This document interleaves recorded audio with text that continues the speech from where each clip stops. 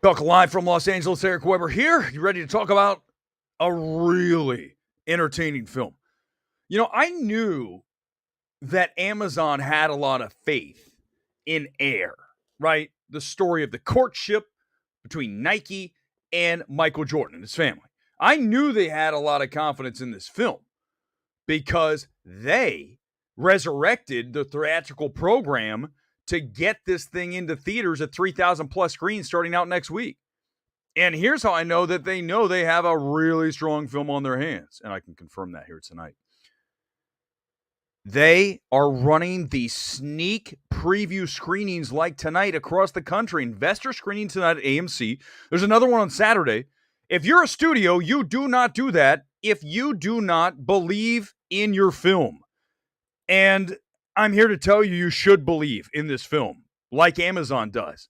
This is a slam dunk of a film by Ben Affleck. Here's the reaction straight out of the film. AIR is one of the most purely entertaining films I've seen in a very long time. I mean, when you watch a film, right, and you're so engrossed in what's going on in that film, even though you kind of know the story, that tells you that you are working in the realm of a director who is very skilled at telling a story. And that is what Ben Affleck has done again. Go back and watch The Town. Go watch Argo. Right? Go back and look at this man's filmography. And you're going to see a very polished director who knows how to tell a story that is widely known. Look at Argo. Town, not so much. But in this case, and yet still make it fully riveting. I had a blast with this. I mean, it really did. Because the performances are one of the key reasons this film works, right? Everybody here, the ensemble, everyone in this film, Viola Davis, Jason Bateman, Matt Damon, Ben Affleck, Chris Tucker, on and on and on we go. Everybody is playing at the top of the level. And that also goes back to Ben Affleck, actor's director, because, hello, he's an actor. So he knows how to get the best performance out of his actors. And you see that in Argo, you saw that in The Town, and you see it here again tonight in AIR. So you have a really strong ensemble coupled to a smart screenplay, and then the cherry on top.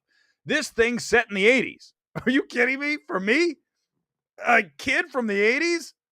A kid who remembers 1984, not the Orwell 84, the year 84 that this film is set in.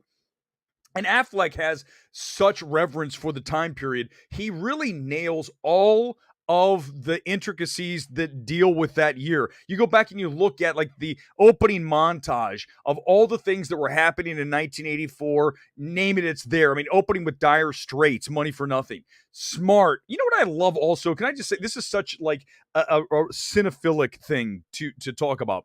I love when directors, and I see studios doing this all the time now, and it's such a smart move. When you, from moment one, when you're bringing in that very first studio, the very first production studio that's involved with the film. So even before we get to Amazon or, whoever all the little, tiny little guys that are involved with the film as well are. I love how you bring the music in at that moment. So you start with Money for Nothing. You're bringing it in, that long build, right off the bat. You're sucked into the film, especially for a Gen Xer like me. But this film does so many things right. That is the key. And I'll tell you how I know that this film does everything right, is the audience was loving this film. I mean, the audience tonight at the Burbank 16 was totally into this. Nobody talking, no one on their phone, laughing, having a great time with this because it's that kind of film.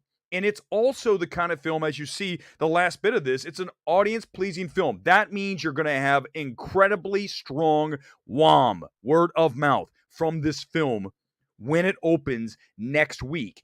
And we are so lucky, God, are we lucky, that Ben Affleck made this film with Amazon and not Netflix. You knew that I had to do it, and I'm going to do it right now. If this were a Netflix movie, we would not be watching it at AMC. not at Regal, not at Cinemark, not at whatever your local chain is, unless it's some tiny indie thing with 3 screens and we'll play it there for the weekend. That's all Netflix does. No, Amazon says we're going to go wide with this because they know, and it's kind of interesting how this works. Like Nike knew about Jordan, Amazon knows that this film is going to be a hit with audiences. And they said, let's make it theatrical. Let's give it the full push. So tonight we are crediting Amazon for knowing what they had and then going through with it and committing to it, just like Nike did with Michael Jordan. It couldn't be more perfect. Really, there's nothing here for me to nitpick about this film. The story progresses at a perfect pace. Everything is there. You don't ever get bogged down in anything that's like, oh, I got to get it out, get me out of this film, right? We've all been there. Film runs too long. How many times do we talk about that here on MMT? All the time. Not with this. And one of the moments that I love most about this film, and by the way, this is sort of a review. So it's, we usually do the not a review. Amazon's showing this to everyone at this point, so we're allowed to talk about it. Now, that said, we're not going to do spoilers. I am going to mention one of my favorite scenes from the film. And before I tell you what it is, this is not a spoiler, but I want to acknowledge this, and I want you guys to come in with your comments and tell me that you believe the same thing. Jason Bateman is a national treasure. This man elevates every single project that he's in. You just see him and you know you're in good hands. It's Jason Bateman. He's going to deliver. Now, you can say he plays the same guy in virtually everything. That's fine. So do a lot of actors. So do most actors. But he is just like that comfortable shoe, just like the film. When he discusses, it's not the shoe, it's the person who puts their foot in the shoe. That speech talking about his daughter, this isn't, you guys, this is not a spoiler. It's just, you'll get to the scene and you'll see. That scene packs an emotional wallop, and it speaks to the strong screenplay here and to Bateman and to Damon, who are coupled throughout this film, right? They're really the 1-2 punch here, along with Affleck as Phil Knight. But really, you're looking at Damon and Bateman, and you go to Chris Tucker, Viola Davis as Jordan's mom. It's an ensemble play. And as we get into the comments here, you're going to ask me, I know one of the big questions someone ever asked me on Twitter, is this an awards film? Why can't it be? It should be. And think about it. Ensemble, SAG. We're really early in the year. But we just had a film that won Best Picture that was released even earlier than this film. Now, granted, Everything Everywhere, we know, has some extra things attached to it that gave it a little bigger push during award season that this film does not quite have. We're not going to get into that. We don't need to do that. I'm just going to say, if we can do it for an Everything Everywhere, we sure as hell can do it for an AIR. That's a better film. AIR is a more straightforward, easily digested film. I mean, this is not a film that's going to be hard for a moviegoer to take in. Like, oh my God, explain this to me. I don't know. It all is going to work, and it's going to really go over big with older audiences. And we've seen over the past several months, they have returned to theaters. So Amazon is in a perfect spot here with this film, a film that's going to be beloved by older audiences, and they're going to go and they're all going to come see this thing when it opens next week. And the other thing that Amazon's done so smartly here are these early screenings. Now, as you may or may not know, they can couple all of this money, they can put it all into that Thursday number. That's what they typically do. They take these screenings and they tuck it into that Thursday number, so we're going to get a pretty good number next Thursday when it opens. If, I tell you this, if it's playing near you this Saturday, you should go see AIR. It is a very strong film, and I give it a complete and utter recommendation. I don't think anybody that sees this film is not going to at least enjoy the hell out of it. That's really strong recommendation for me. But you look here at the cast. Again, you got Damon, you got Bateman, Affleck, Messina plays David Falk, the super agent, Viola Davis, as we mentioned. I think one of the big things, Chris Tucker, And Matthew Maher is very good as the shoe designer. Jay Moore, by the way, okay, just listen to me. Jay, how can I say this without being mean? But it's kind of true. When I saw Jay Moore on screen, I thought to myself, should I do it, guys? Okay, fine. Listen, when we found an MMT, we believe in one thing, and I can't ever start. I can't start now pulling punches, so we got to do it. When I saw Jay Moore on screen, I said, "There's the whale." I'm sorry. I hadn't seen him in forever. Remember how we talked about that before? When you haven't seen someone in a long time, and then they put on like 20 pounds, you're like, oh my God, who is that? That was me when I saw Jay Moore in this movie. I'm like, who's that? That's Jay Moore. But you look at the ensemble here, you look at the strength, and you look at one of the choices that Affleck made. I think that's very smart. And this speaks to his instincts as a director. He does not once show you Michael Jordan's face. The actor playing Michael Jordan is basically just seen from behind. It reminded me a lot of what we got out of She Said, a movie I keep telling you guys to watch, and Harvey Weinstein.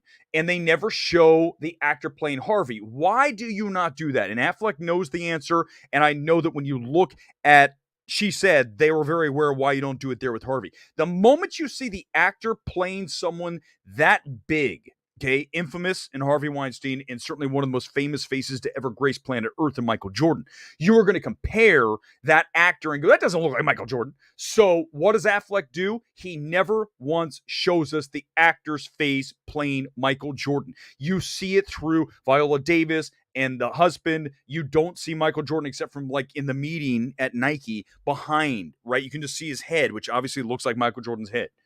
You got to cast that right from the back. And he's tall. You wouldn't want a guy that's like 5'8" playing Michael Jordan. That'd be weird. But these are little decisions that matter, right? And that speaks to the instincts of a very strong director in Ben Affleck. Is this film flashy?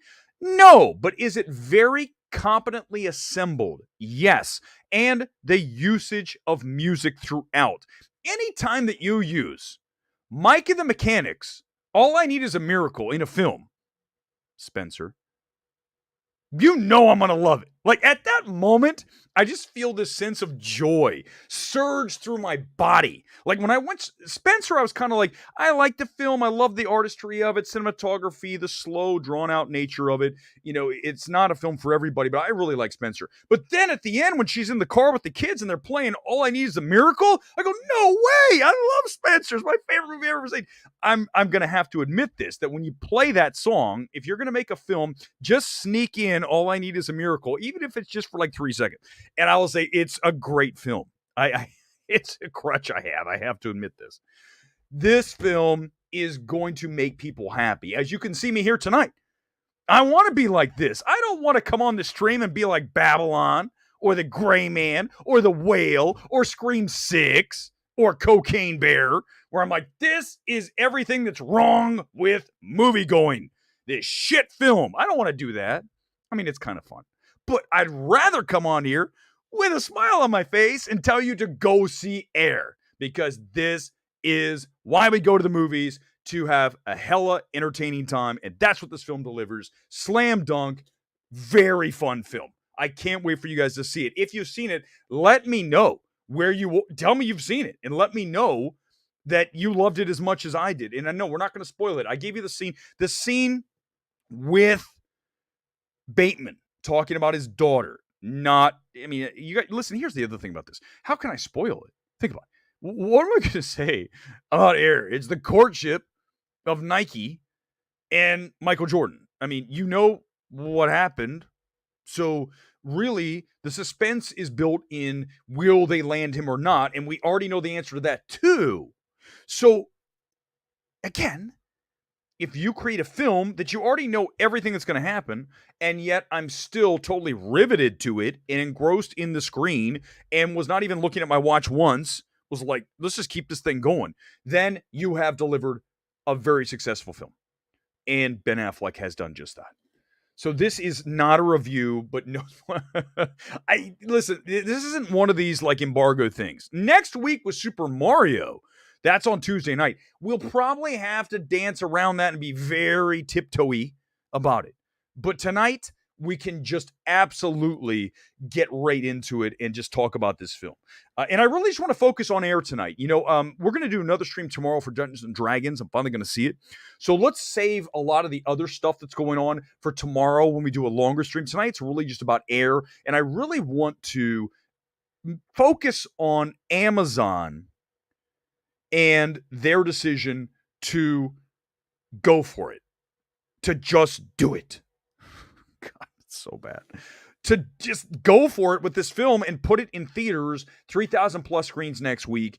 Early screenings right now because they know the word of mouth's great. You don't show a movie early and often if you think it's bad. Go back and look at John Wick 4. They showed that film to us a month early. Why? Because they knew John Wick 4 was great, and you've seen it. It is. So I'm here to tell you that you are gonna really have a good time with this film. I mean, think of the song usage alone, right? If you're an 80s kid like me, the song usage alone, you got Dire Straits, Violent Femmes, Mike and the Mechanics, Axel F., Harold Faltermeyer, and the score plays obviously on the 80s as well. You have this Harold Faltermeyer-esque score. I was looking for who did it. I didn't see. It's weird. There's a score, but I couldn't find it on IMDb. I'm like, who did this? Whoever did a very nice, understated 80s job because there's a lot of song usage in here, right? To get from scene to scene, to ferry you from here to here. There's a little snippets of songs. Like I said, Violent Femmes and Mike and the Mechanics and Axel F. And what else did I miss? Oh, hello, Night Ranger. Sister Christian, things like that. Of course, I'm going to fall for that. I can't not crush hard on a film that takes you through a year like 1984 with great music, 80s music. Not like Wonder Woman 84, which had one 80s song playing in the back of the nightclub in the background, a song that wasn't even a hit in the United States. Frankie Goes to Hollywood in the Terror Dome. That song wasn't even a hit here. That was the song you used, Patty Jenkins. That's why you're not directing the next Wonder Woman, because you screwed that up in a way that's like how do you make an 80s film and have one 80s song? Here is Affleck making a film set in 84, putting 80s songs throughout, exactly how Wonder Woman 84 should have been. So, if you're going to ask me who has a better just natural sense of directing, it's Ben Affleck over Patty Jenkins. Never thought we'd be going here tonight, but this is what happens when you do it live. You just go, you know what? Thinking of this film that's behind me, the worst CBM in the history of CBMs, Wonder Woman 84, 180 song. Good Lord. Someone grab Jenkins and make her sit through AIR. I would do that if I could find Patty Jenkins. I would pay for a ticket for her to see AIR and say, the whole movie, this is how you make a movie set in 1984. You make it like AIR, not the piece of shit you gave us with Wonder Woman 84. And I would yell at her the entire time because that movie's so terrible. God, is it bad? All right. I said I'd be happy, and then I got angry because I'm talking about Wonder Woman 84. Fuck that movie. God, so bad. All right, let's get to the comments. Some more comments. Whenever I start talking about Wonder Woman 84, I just can't. It's like, I can't do it. Real opinion, no way. Wonder Woman 84 is way worse than Justice League. Like, listen, Justice League 17 is not great, but it's passable. Wonder Woman 84 is an abomination of a film. You got magic dildos. You've got no 80s songs. You've got Wonder Woman raping a guy, right? Is that not all accurate? It's one of the worst directed comic book movies. I think it is the worst directed comic book movie of all time because of the choices. We just talked about Affleck and the instincts that he shows with this film. It just tells the story in a very just easygoing way, yet with just enough style and flair to keep you engaged the entire time. Now, I understand AIR and 84 are not the same movie, but they're set in the same year. Have fun with the movie, Patty Jenkins. What the hell did you make? You made the worst comic movie of all time. And think about those people who came out of the first screen. Remember, go back and look for that. But the people who came out of the first screenings of Wonder Woman 84. Remember the shills? The shills who get to see the movies first at Warner Brothers. Warner Brothers is like, come see our movie, but you have to say it's good. Oh my God, Wonder Woman 84 is so much fun. What the hell? Dude, it's over. If you call Wonder Woman 84 good, it's over. 100% that too, Oliver. It's a massive waste of Pedro Pascal's talent. He wasn't even good in that film either. I mean, he's not good either. That's how bad that film is. Even Pedro's terrible. That film's awful. Please, guys, please don't come and tell me that film's good. I swear to God. Eric Davis said he loved AIR, so it has to be a slam dunk. That guy, don't even get me started, Sleepy Skunk. I won't do it. But no, if I'm coming in saying it's good, that's all that matters. Eric Davis is a blowhard. My God, that guy. I need to have Ben Affleck direct more movies. He's such a talented director. Gone Girl was there tonight. Well, good to see you again. He is very, again, instinctual as a director. He knows how to get the job done without over-directing. And in a film like this, you really don't need to, right? It's a Moneyball-ish film. Now, do I think Moneyball is a stronger overall film? Yes. But is it as entertaining as AIR? No. But Moneyball for me is more of a cinema play. AIR is just a hell of a fun time at a movie theater with, plus direction, plus acting, and a really strong screenplay that keeps you involved in a tale that we already know. Now, Moneyball, on the other hand, is really, you look at Bennett Miller. I mean, for me, there's a director we need more. We need more Bennett Miller. Good Lord, where have you been? Apparently he was doing like the Christmas Carol. He's going to do I don't know what's happening with that. We don't need another Christmas Carol. We need you to make another Foxcatcher, another Moneyball. He could have directed this film. It wouldn't have been as much fun, but I guarantee it would be still a very strong film. Bennett Miller needs to work more. I don't know what he's doing, but we need to get that man behind a camera more often than we do, which is like once every 6 years or longer. It's been forever. Moneyball what was that? 2014? What the hell are you doing, Bennett? Come for AIR, stay for the WW84 rant. 100%, Josh can even to you. Oh my God. Wonder Woman is dumb because everyone would keep their wishes. Yeah, remember the magic dildo. That's what it was. It was a magic dildo, and you guys know it.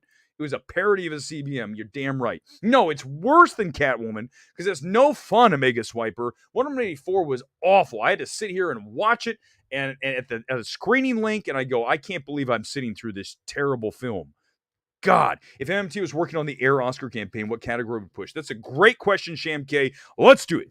If I were working on the Amazon FYC campaign, which they will. So here's the challenge for Amazon. Whenever we talk about awards films, early in the year, you have to be able to try to keep the momentum going, even if it's just a little bit, throughout the whole year. That's a major challenge, right? We're in almost April. So you've got to go another 7+ months. Now, it's easy to do with something like Everything Everywhere that caught the zeitgeist. It's really easy to do with a Top Gun Maverick that was in theaters for 6+ months.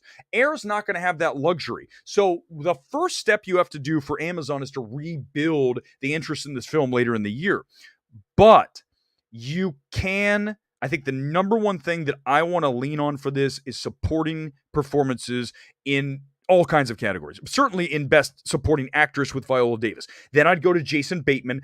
Damon in Best Actor, that's going to be harder. You can do it, but I don't think that's going to come through. I think the two most obvious acting plays out of this are Jason Bateman and Viola Davis, both in supporting, okay? Affleck's too small. It's almost, for me, like with Sunset Circle, we call it the what's it called? For God's sake, I forget what the name of our category is. They make a quick momentary impression. That one. I don't even know the name of our own categories at this point. But when you watch that, you go, this is a scene stealer. That's what it was. I knew it would come to me. That's more of that. He's more of it's a smaller kind of supporting role. So those two. Then I would go screenplay, no question. Direction, going to be hard. But when you're talking about screenplay, then you can talk about picture, because as we know, screenplay and picture are together. We got to see what happens the rest of the year. I can just tell you now that if we have Everything Everywhere winning Best Picture, we can have Air as a Best Picture contender, if not a nominee. I mean, I know there's going to be a lot more films, but I'm telling you, it's a very strong film, and people will like this. Nobody will dislike this film. Not even Scott Mendelson. Remember, every time Mendelson, who hated Top Gun Maverick? Mendelson. I think he liked Air. I mean, how could you not? If you don't like Air, we say this all the time, right? I go, if you like this film, you're a terrible person. No, listen, if you don't like Air, we need to maybe infuse you with a little, you might be depressed. You're a little under the weather. We need to get you into a better place, because this film will make you smile many times, and it'll make you feel joy. And it doesn't have a message to push, which we know we don't need that. My Lord, stop with the messaging, right? Someone asked me, by the way, very short. We'll do this another time longer. Someone said, what is woke? Listen, trust me, guys, just bear with me. It's going to be very short. For me, it's very simple. Woke is when you're watching something and you feel something that doesn't feel like it needs to be there. It feels forced. It is forced into the film, almost like you just jam it in. Here it is. We're going to stick this in there because we think it's the right thing to do. The problem is, in the service of story, it doesn't work and it takes you out of the film. That's what woke is. Okay?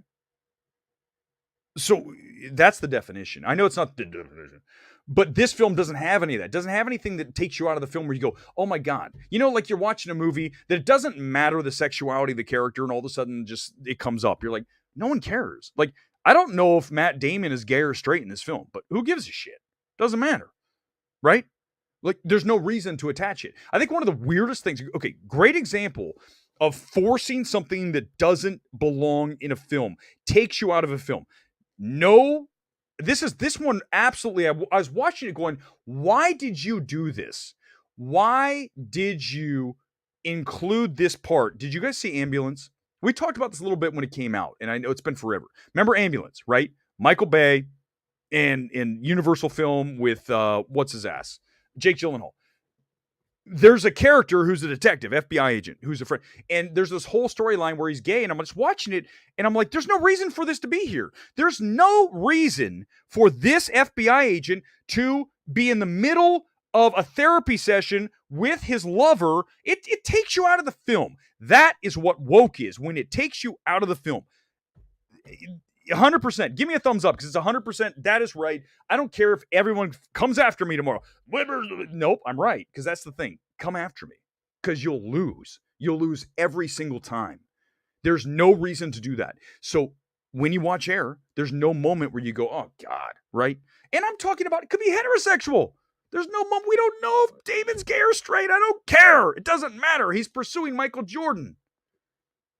That's it. Okay. I just like to go on just see what I mean. Like, absolutely. Thank you, Real Penny. It is Ambulance, LA. Actually, the movie's kind of fun. I liked Ambulance. It's too long, but some of those stunt scenes are just insane. The chase scenes, obviously, I mean, it has to be good. It's the whole film. He's in an ambulance getting chased throughout LA. But the best part of that film is living in LA.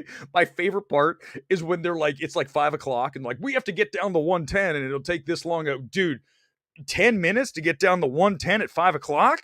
Are you fucking crazy? Michael Bay, do you have a limo driver? You clearly do. You don't drive it. If you try to go down the 110 at 5 o'clock at night, it is absolutely a parking lot. So that movie instantly fails the reality test, because these driving down the street going like, 90 miles an hour, and they're like, where's all the traffic? It's the 110 at 5 o'clock. Worst case of woke in a film. I don't know, man. That's it. That's a whole. But here's the thing, right? Seth is a good definition. It feels like someone stops the movie.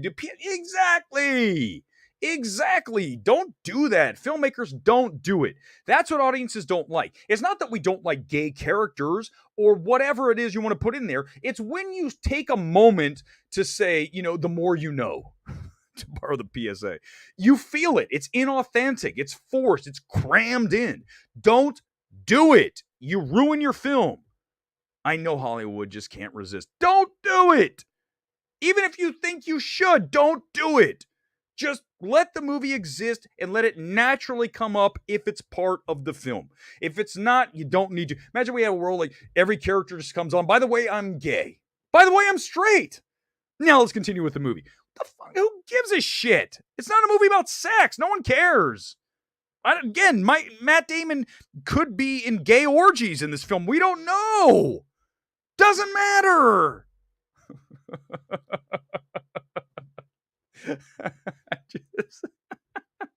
That's why you guys watch for shit like that. Just go nuts in the middle of it because it drives me crazy. Totally agree with the ambulance scene. It felt off and unauthentic. We go from shootout scenes, and all of a sudden, if you haven't watched, please watch Ambulance, guys. Because when you come across this scene, I know we're going to get back to AIR. I'm sorry. This is what we do. We all of a sudden start here and we end up over there somewhere. We start in LA and we end up in Wichita. But just bear with me. So when you watch Ambulance, they're doing the shootout. Jake Gyllenhaal's doing his thing. All of a sudden, they cut to a therapy session where the therapist is asking a question about, I don't remember what. I mean, it's been forever since then. And there's a guy and he's talking, and then his lover's on the other side, and they're like, but you know, it's clearly they're a gay couple. And I'm like, what the hell am I watching? What is this? What are you doing, Michael Bay? What are you losing your mind as you get older? What the fuck is this? What are you doing? It's terrible. It's terrible. It almost ruins the film. Don't do that kind of shit, director. Stop doing it. And if someone from an executive from the studio tells you to do it, say, go fuck yourself. We're not putting it in the movie. It's not part of the movie. Halloween Kills, the others, name a movie. They always do that. No, yeah, Planet X. Oh, God, don't make me bring up the Planet X again, guys. Art over ideology. So perfectly put. You guys are the smartest audience. Forget everybody else out there. Forget all the Stuckmans and the Grace Randolphs and the film threats. Gore, oh my God, that guy. But you guys are the single smartest cinematic audience on YouTube, frankly, anywhere, because of stuff like this. Art over ideology. That's the thing, right? Make the best piece of art you can. And try, if you want to put your ideology on there and it makes sense and it's part of it and it's authentic and it's not forced and crammed into the film, then yes, go for it. But otherwise, don't do it. It ruins your film. Drunk or loved it. Is he there? Is he at the bar? He was there tonight. It's so funny when we go to the movies. Oh, by the way, I want to show you something. Check this out. This was tonight at the AMC 16. This is why I am so excited about movies right now. Look at the crowd on a Wednesday night. Let me find it. Here it is. Okay. So this is, I walk in. Of course, that's me in the seat. Let's go to the next. Hold on. There is the lobby. So I roll up to AMC. If you've been to Burbank, you know this is the number one AMC in the country. Almost every weekend, you're going to get the biggest grosses across the 3 AMC Burbank locations. The 16, the 8 in the mall, and the 6, the Underground Bunker Theater. I kind of like the 6, actually. It's so chill. This was the foyer, right? At the AMC Burbank, going in to get tickets. It was down through. Do you guys see the back there? Look at the Mario. They have the Mario tubes, right? You see it? This line was out the door. And I'm like, what the hell is going on? Then it hit me. AIR, obviously, tonight, sneak screening.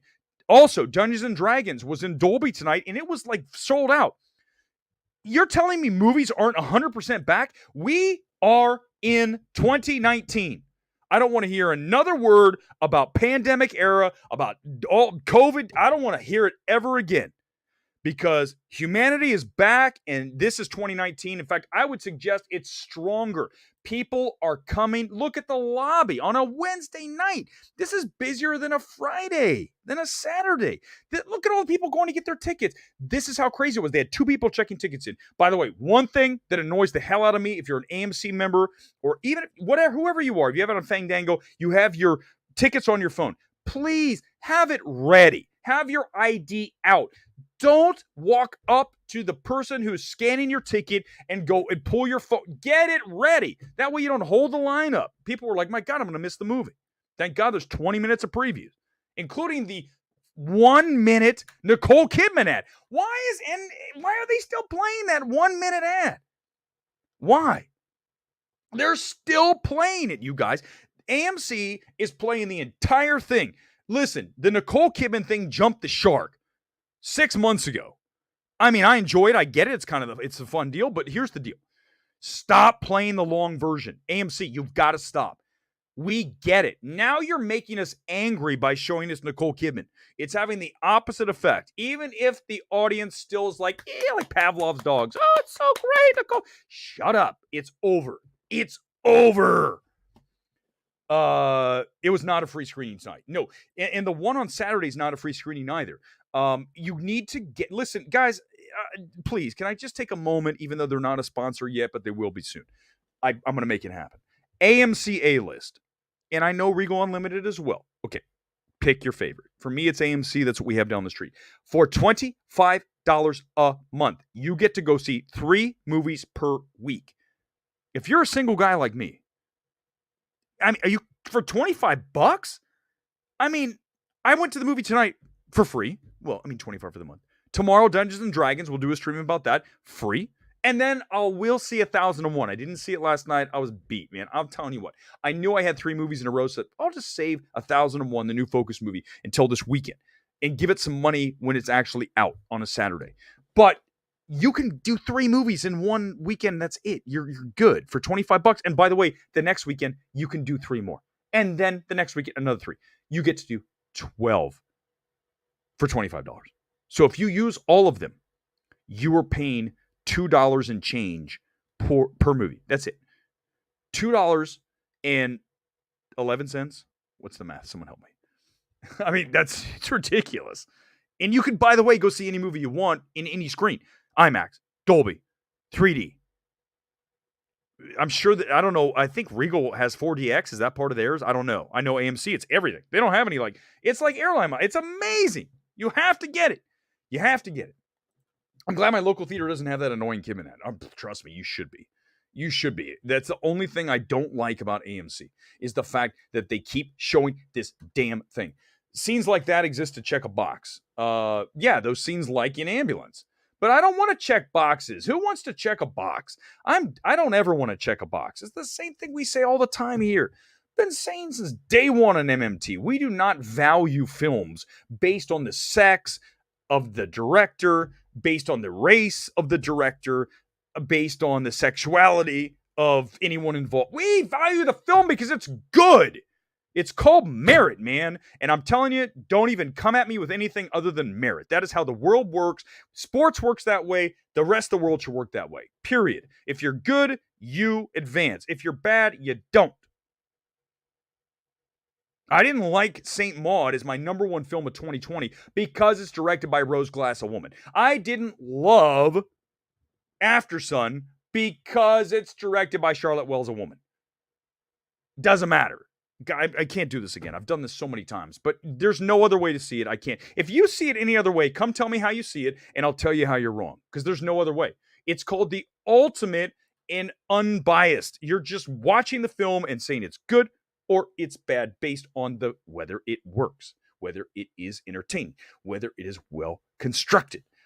All of these things. So if this movie, AIR, were directed by a woman, I would say it was just as good as it is directed by Ben Affleck. And that's the 100% truth. Give me a stack of Bibles. No lies detected. So if anyone ever says that, you can go ahead and disregard any opinion they have going forward in perpetuity, forever. Because you're instantly telling us that you gave extra points for the fact that it's directed by a woman. Doesn't matter, man. It shouldn't. In fact, don't admit that. You're basically ruining your credibility by saying that. Imagine if I said that. I gave extra points for AIR tonight because it's directed by a man. It's directed by a white man. That's why it's good. Who thinks like that? Like, you have to be broken to think like that. Either way. It's good because it's directed by a non-binary person. Who gives a shit? Is the movie good or not? It's all that matters. Stop telling me I don't care about the sexuality of the person. Who does? Doesn't matter. It doesn't freaking matter, man. They're people. We're all people. Irreversible was shocking and it felt real in that scene. Which one? Hold on, I might have popped something up. I don't even know where we're going here. Solomon Ben Affleck was going to direct his own Batman. It's going to be similar to the game. Oh, I love the David Fincher's The Game. I love it. Deathstroke destroys Bruce Wayne's life, and the climax would have happened at Arkham. That would be really awesome. The other choice that I love here by Ben Affleck in this film, and these are little things, but they are big, right? One of the big ones that mattered that most people won't, they'll notice, but they don't understand why, is not showing Michael Jordan's face, the actor, because you're going to instantly compare him to Michael Jordan and take you out of the film. Doesn't do that. But the other thing that I love is obviously the setting, 1984, but look at the color palette here. I know we're getting like super inside film, but it's fine. I mean, you guys can do it. You guys are the audience for that. It's muted. It looks like 1984, right? The film almost looks a little bit dated.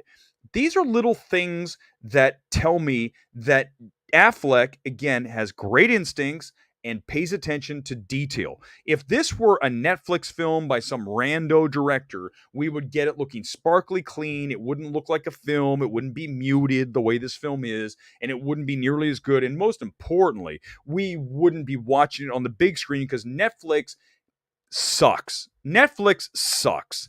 They are the worst studio in this town. I'm now going to savage them for the 100th time. I don't care. And this is the beauty of it.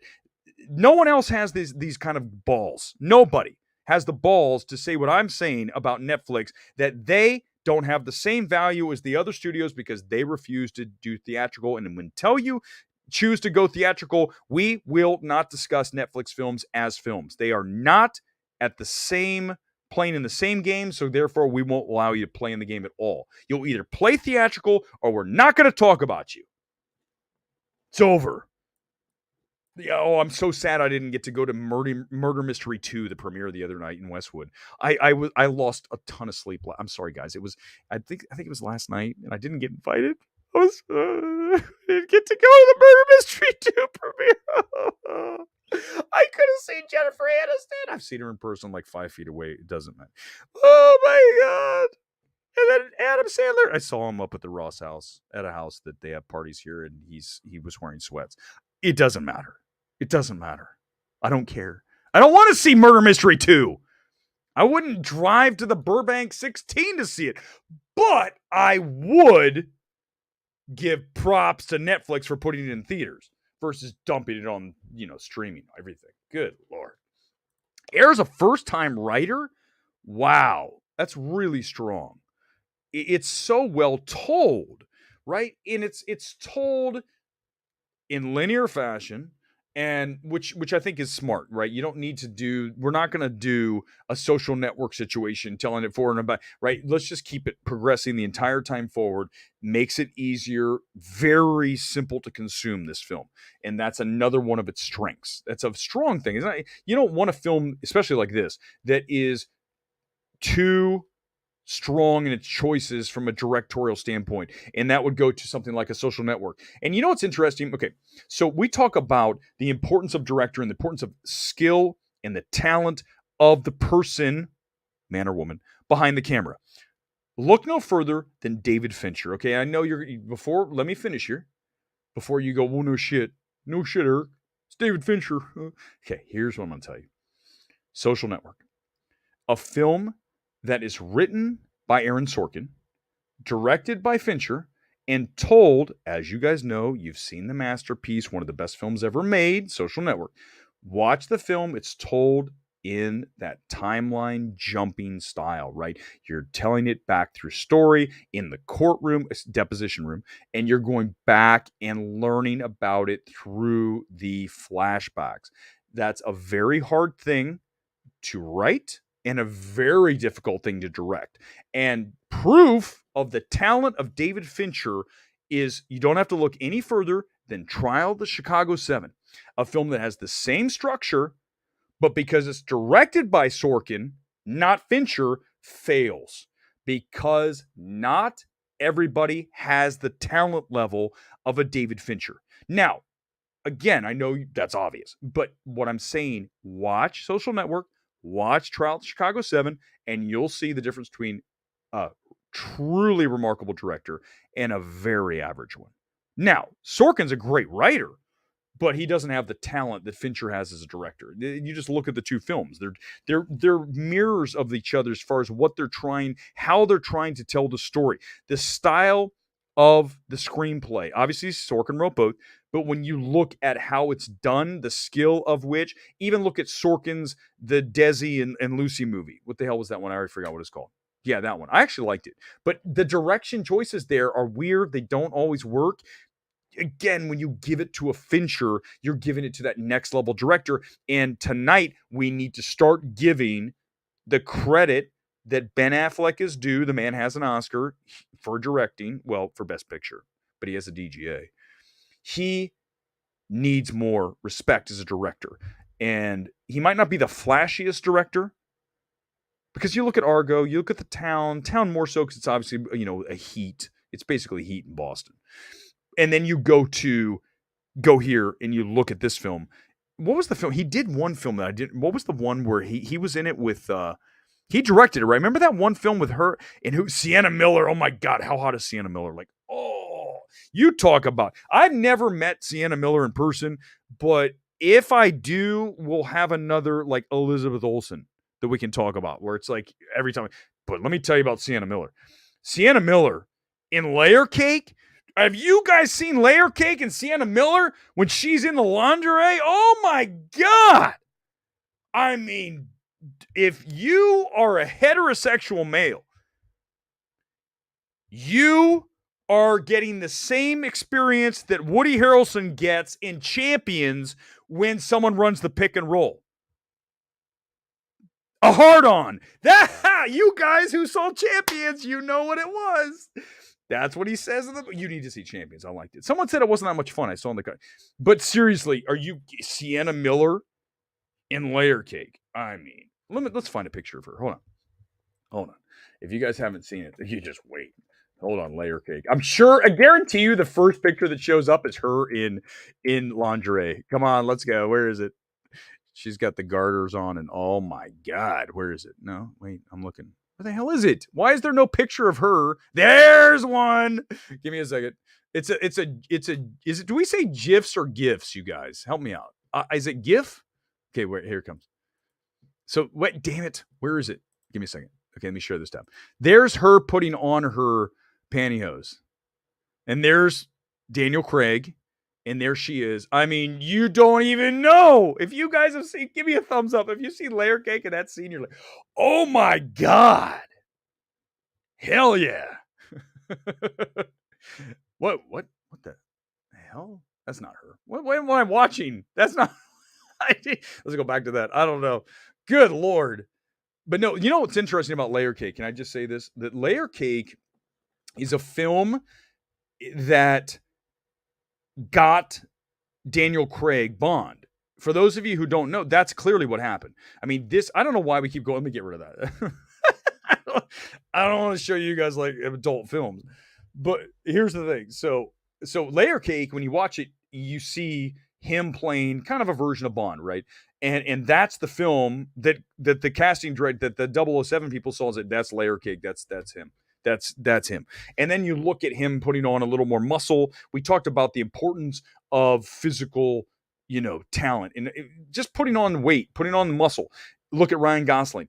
He put on the muscle, and you go back to Place Beyond the Pines, that range right there. He started to add muscle for Crazy Stupid Love. When he's in that kind of condition, it allows you to do more as an actor because you can do the shirtless scene. We can have you be the guy, but you also have a little more brawn to you. And, we go back and we're talking about this whole situation. It's funny because Chris Gore mentioned this tonight as I was leaving. Because I think one of the reasons you're so infatuated with the Jonathan Major stories because the guy's physically buff. Like, I'm not going to lie to you. I do respect a guy who's in really good shape. But I think it's important to an actor because it allows you to do these things. And that's what Daniel Craig did. He got himself physically more, of a presence physically that allowed him to step into Bond. And then we all know that the scene, right? When he walks out of the water in Casino Royale and he's got the tiny little bathing suit on, and you're like, good Lord, let's find that. I got to look at it again because that's like an iconic scene right? When he's in the water, and you guys have all seen the scene. He's got his bikini on. Hold on, is it a bikini? Let's see if I can find it. There it is. I just put in bikini. There it is. Let's see. Can you guys see it? Let's see. You guys, we all know. Like, I'm gonna show you something you already know, but I'm gonna. Here he is walking out. Hold on. Let me switch to the right share. Sometimes the StreamYard thing acts weird for me. Give me a second, guys. Please have patience, and we'll get more. Here it is. Daniel Craig walking out of the water. Right there he is in his small little short shorts, which, by the way, I love short shorts. I'm not going to lie to you. And there he is looking just really buff and just like a man. That's a man right there. That's a man. I'm 40. Come after me. Those of you guys, one person got that. I cry like what, Gore? What are you talking about? Oh, Elizabeth Olsen? I don't know. Are we talking about that? John Wick, but look at him. He's just a man. John Wick 4 and Creed 3, best of 2023 so far for me. John Wick 4 succeeding in the overall experience. Superhero movies. I would put Air up there with these three. These are three great films. They're very different, right? So Air is more of a Moneyball, more of a drama, clearly, in very much of a older audience film. That doesn't mean that young kids won't enjoy it, but it's more of that. And then you look at John Wick 4, straight up action, one of the best action movies ever made, and compares very favorably to the Raid franchise. For me, we talked about this. I talked about it earlier on Twitter, and we can talk about this in depth. I almost want to do a whole stream about it. The Raid 2 is the best action film in the history of cinema. If you have not watched the Raid series, you need to make an appointment for both of those films. Watch 1, take a few days, then watch 2. But 2 is by far the best. And then Creed 3 is not the best in the franchise. That's 1, but it's better than 2. It's a very strong film, and it's a lot about Jonathan Majors playing maybe himself. I mean, based on the stories. It's interesting now. Let's touch on that. I don't want to go far into it. There's not really much more to talk about here tonight with Jonathan Majors. Is that right now, in fact, hold on. Now that I have you guys here, let's do the check. Let's do the Tim Nikolai tweet check. Give me a second. Let me search for Tim. I follow him, so I'll be able to see what he's up to. Let's see if he allows us to see his thing. Let's go to it. Okay, I'm still following him. Let's look and see what the latest is. 3 hours. Okay, no one wants to hear from him. Look, this is great. He's talking about a deal in baseball, and there's like one like. No one wants to hear from Tim. No one wants to listen to you about that. They want to hear you talk about. He's not tweeting. He's not really tweeting because I'm telling you, he's still in the middle of a shitstorm. Let's see if he's replied to anybody. Sometimes you get nope. He's just his world has changed. Tim Nikolai's world is completely upside down. And so he's not even tweeting. I don't blame him. I mean, I don't even really want to tweet. I now just tweet, and then I hit the, like, a lot of times, especially if it's something I know it's going to get me, a lot of, oh, look at Weber doing it again. I will hit the mute conversation, so I never have to listen to it again. Thank you, Gore. Hail Chat. Hail Chat. Hey, wait, hold on. What was the Monsters and Aliens? Hale, what's the name of the character? Come on, that's what remind me. Hale, what was the name of the guy in Monsters and Aliens? Come on, someone, they go, Hale, Galaxar? Hale, come on, somebody. You guys watch Monsters vs. Aliens, right? Hale Galaxar. Somebody. He's like, we didn't watch that movie. Dredd was, Goober, great call. Dredd's of all the films and experiences that I cherish, I know this is weird, but Dredd's one of that pops right to mind. Dredd in 3D at Boston Common with Ken Murray. I don't know if Ken's here tonight. We watched Dredd. And I was like, it's the Raid, but shit, this movie's badass. And I know a lot of you didn't see it in 3D. Don't come on here and tell me you did, because you didn't. It made like no money. It was out for like 2 weekends. None of you supported Dredd. But I saw it in 3D, and I wish I saw it another time in 3D, because that movie is totally badass, even though it's identical to the Raid. Whoever wrote Dredd clearly worked on the Raid, or someone stole the idea. It's the same movie, but they're both great for different reasons. The Raid's Dredd's amazing. The Raid's amazing. Raid 2 is better than Raid 1 simply because the scope is larger. I mean, it is the godfather of action films. Godfather's not an action film, so don't tell me it's not. This is the end all. Raid 2, there's no way to top it. It is a perfect film. It is a masterpiece. an action masterpiece without question. I mean, I'd say the best action film of all time. The Raid 2, I need to, listen, here's what we're going to do. At some point, the channel's growing and I love all of you. We need to start a rainy day fund. And I'm not kidding you. I mean this. I'm going to take the money and I'm going to rent a space here in LA. And we're going to have a place where we're going to outfit it with a decent sized screen. And we're going to put amazing sound in there. It might not be like we might have like folding chairs, okay? Because it's not like we're having, but I want to have a screening room, the MMT screening room, and we play things like the Raid 2 and we crank the volume up to like the highest possible decibel level so the whole place is shaking. So we have to be in like some office building where they all leave at 5 and we start the movie at like 9. We're going to do it, and I'm going to invite people, you guys, along with prominent directors, to intro their film. Like, imagine getting Gareth Evans there. It is Evans, right? I get the two different Gareth Edwards. It's Edwards or Evans? It's Evans, I think. So get him there, intro the film, have him sit down and do it again. I would absolutely do the Bowie documentary again. I mean, I want to hear that loud. We will show cool films like Good Time, and we'll just sit there. It'll be like 10 of us, and we'll just literally take the volume, and it'll shake the entire place. We'll get Dolby, because they're right down the street. We'll get them to outfit the sound. You guys would be totally in for that. We could even charge, if we charge like $10 a head, think about this. We could actually rent a place. If everyone paid $10 and we had like 20 seats, that's 200. Actually, that wouldn't be enough. We'd have to charge maybe a little more. But we could pay the rent based on just the thing. You just have to sit in like a metal folding chair. I'm trying. We don't have the budget, you guys. Dread's amazing. I love Monster. Hail Galaxar, right? Is it Hail Galaxar? Hail Galaxar. Hail Galaxar. Last time I saw Monster, I saw it in 3D, Solomon. So did I. You did not see it in 3D, Goober. Don't lie to me. It's Hail Caesar. I do not like that film. That's all the Hail Galaxar. Dread was released in 3D last year. No, damn it. I missed it. You guys need to tell me about these things. Oh, that's weird, Sham. You own it in 3D, but you don't have a 3D TV. Superhero movies. I saw you guys. Anyone who saw Dread in 3D, Sep didn't.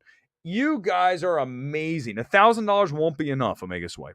But if we get enough people and we crowdsource it, we can make our own New Beverly. Only we won't play the shit that Tarantino. Don't get me wrong. There's cool things. We will play awesome movies from 2010 to now that are no longer available theatrically, and we'll get the 4K version. We'll get the directors to show up and just do a quick intro. We can like partner with Film Threat, MMT Film Threat Screening Room, and we just have directors show up and they hang out on a Tuesday night and we show the Raid 2, Good Time, Social Network, all films recent. We can occasionally go back and do a Real Genius. We'd show Funny Face from 2 years ago, no question. Hopefully you guys watched it. I told you that was your homework. We need to do that. We can make it happen because I firmly believe, like AIR, the other thing that I love about AIR, and now we're circling back to it as we get ready to wrap this hour. The other thing I love about AIR is the message that if you believe in something, you go after it. And that message is throughout this film, is the central message that they're delivering here, that Nike believes so much in Michael Jordan and the value that he was going to bring to their company. They created their own shoe for him, Air Jordan, obviously. And they made billions and billions and billions of dollars off of the Air Jordan and that decision. So if there's one thing that I love even more than anything else, it is the message of AIR. Believe in it and make it happen. And I'm telling you guys, if we believe in this enough, we can actually make an MMT Film Threat, because I know Gore has pull. We can get the two of us combined. We can work in synergistic fashion like a collab. We can do an MMT Film Threat collab where we have a place. By the way, it's going to be in Burbank. I will not budge on that, Gore. It's not going to be in Pasadena. It's too far out of the way. People want to come to Burbank. It's safe. You got plenty of free parking, and listen, we'll be like all alone on like Magnolia in a little place. We could maybe get Tin Horn Flats. You know the place did you guys remember that story about the bar that was stayed open during COVID because they said, we're not going to listen to you, California. We're going to keep serving drinks, even though everyone said, stay home. If you go out, you'll have COVID and you'll die. If you go out, you'll get it and you'll give it to everybody and everybody will die. Remember that? Remember that? I got an admission for you guys. You ready for this? Oh no, will I get canceled for this? I don't give a shit. I went with somebody else. I now won't drag the other person. I went to Tin Horn Flats when we weren't supposed to go out. You're not allowed to go to Tin Horn Flats. You're going to kill everybody, man. It's starting to rain. God, man, why is it always raining out here in LA? I was that guy. I went to Tin Horn Flats. Oh, cancel him. Weber went to Tin Horn Flats when he wasn't supposed to. He probably killed 1,000 people. I miss those days. Those days were amazing, weren't they? All right. No, Gore's not joining the stream, David. I can't do it. I'm exhausted. I'm tired. Magnolia screening. We can do that. That would be our first thing. We'd have it called the MMT Magnolia Theater, and we would screen Magnolia, and we'd get Tom Cruise to come. We would make it happen. Or Paul Thomas Anderson, but I couldn't invite him because he knows how much I hated that god-awful film, Licorice Pizza. Not a good film. It's not as bad as Scream 6, but it isn't good. Licorice Pizza is not a good film. You guys know that. I know you know that now. You're aware. I was ahead of the curve on that. And y'all like, what are you talking about? It's Paul Thomas Anderson. It doesn't matter. Paul Thomas Anderson can make shitty films. That's Licorice Pizza. Not a good film. It's not even cohesive. It's like a collection of scenes. This is sort of what it was like in like what was that? The 75, whatever the year was, the 70s. It didn't even feel authentic. That's another reason why AIR is great. It feels like I'm in 1984. I lived it. Therefore, I know, and everything in the film feels authentic, and the screenplay is fantastic, and the cast is lights out. You're going to love this film. Go see it Saturday when it opens. We're back tomorrow night, by the way, guys, for Dungeons and Dragons. I don't have huge high hopes for this film. I know a lot of you have already seen it. I will come on. I will not, you'll know when I come on. Do I love? Do I dislike? Do I loathe this? Or am I in the middle with Dungeons and Dragons? We'll do it tomorrow for our Thursday night stream. That's going to do it tonight. For AIR, high recommendation. Just for a pure entertaining film, you cannot go wrong with AIR. And again, as we wrap, kudos to Amazon for having faith in this film, just like Nike had with signing Michael Jordan. Amazon's going to be rewarded. Maybe not at the level that Nike was with Jordan, but Amazon will be rewarded for having theatrical ambition with AIR. Netflix, learn something from Amazon. They're doing it right. You're not. There's another dig at Amazon. Excuse me, Netflix. As we wrap this thing, screw them. See you guys tomorrow night. MMT is out. Wait, hold on, Johnny. Hold on, real quick. Johnny, hold on. I'm not gonna get. I was just about ready to hit that one. You guys are amazing. I'm not gonna look. Thank you, Johnny. I've never seen Johnny show up here. This is why I love. It's a rambling mess with one good scene. You got it, Johnny. 100%. Driz Sensei. It's terrible. It's not good, and that's why you guys rock, and that's why you believe the words that I say largely. Oh, by the way, tonight's homework. Hold on. I got to give you a homework assignment before we go. God, I was so unprepared at the end of this. Give me a second. Let's think. What's a good film for you guys to watch? I've told you to watch Funny Face. You need to watch. Oh, let's just make it easy. Let's just make it very simple. Since we just talked about it, you have 2 films to watch, but I don't know if you can get them both in by tomorrow. But your homework is to watch The Raid and The Raid 2. If not tonight into tomorrow, you need to watch these 2 films. It is essential that you watch these 2 of the best action films in the history of action films. That's it. There's no more. I'm not going to do any more, even with comments about Licorice Pizza being terrible. You guys are amazing for saying that. I'll see you tomorrow night here at MMT. Good night, live from Los Angeles as the rain comes down. Erick Weber signing off until tomorrow night. Good evening to you.